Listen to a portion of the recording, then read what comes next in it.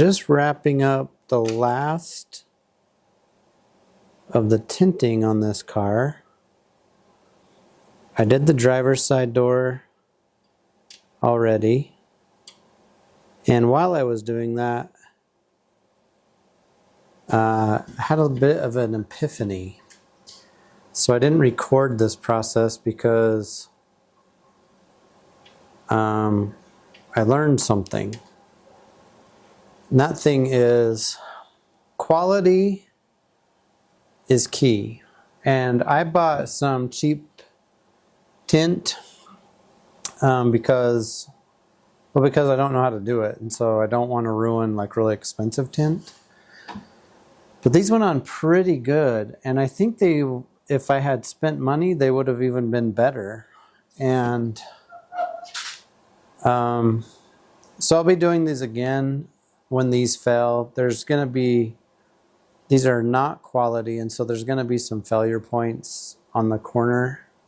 I can already tell. Maybe this one also. So I'm not impressed with this paper that I used, or the tint that I used. One other thing I learned about the C3 Corvette is when it closes on these doors, oh look, that must have not, so my window must not have been as clean as I thought. So I'll be redoing these, at least this side, to clean that up. I also got like a piece of grass in it. When they close these doors, the edge is exposed and it grabs the rubber, or it grabs the weather strip, and it peels off the tint. So you have to cut it back 1/8 of an inch, 1/4 of an inch. So let's take a look at the finished product. We got this window, looks pretty great. We got the rear window, still looking pretty great. Then we got the driver's side, which looks pretty great. Time to do something about these. Good idea, but they did not pass my test. And when the smoke clears, it's Jet Force on top after a great team battle to get their scope. Thank you, Jason. Congratulations, Jet. This is different from handing my one there 2 weeks ago. This one's going to feel good to get that done, but it was not handed to you. That was pretty tough out there. Yeah, no, you have to be very patient. Like, Jason was riding really well, and I was Alright, I just put on the windshield wiper. Now I can hook up the windshield wiper motor. I've been having issues with my brakes, like I bleed them, and then a few hours later they are spongy again. So I kind of thought it might be the master cylinder. And lo and behold, I spy with my little eye a leak.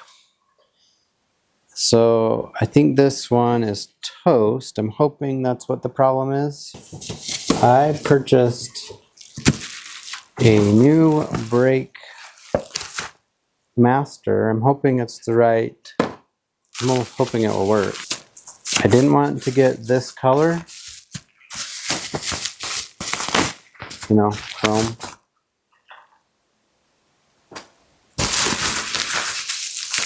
It's more of like a brushed chrome. It's aluminum. No, it's all chrome.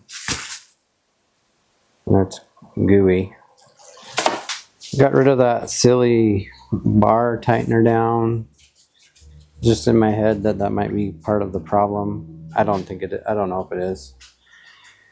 I'm gonna plop this on and bench bleed it.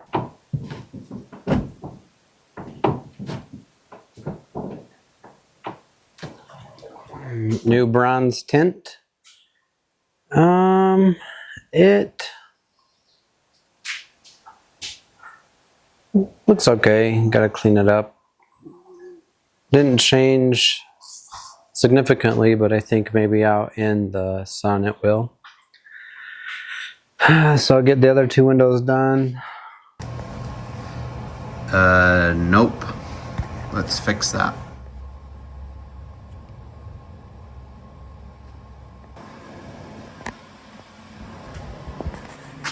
A little bling.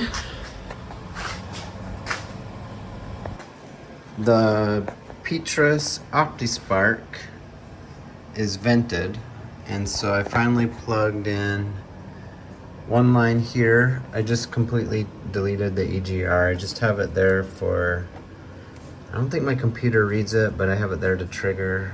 I have to sort that out still, but normally it comes with a T that goes right here.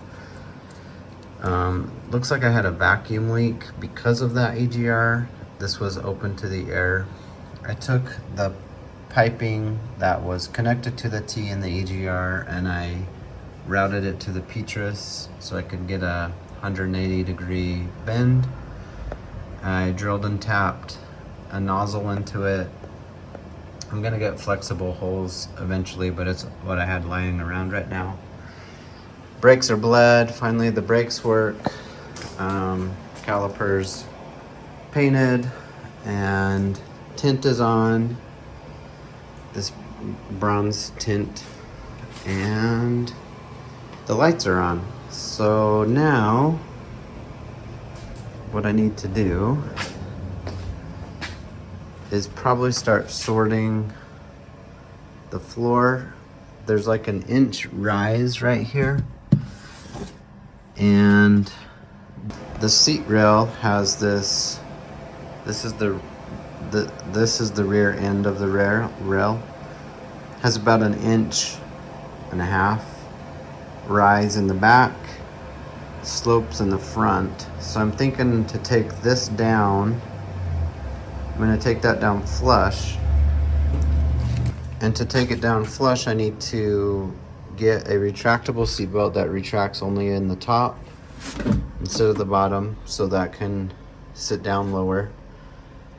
I'll take that 1.5 inches out of there and there, like just the box of it right here, and fiberglass in about 1.5 inches lower. That way the seats, and I can either use these C5 seats or I have these Sparko seats that are really comfortable. But I need to saw that out so then I can start finishing doing the interior. But that's where we're probably gonna leave off today.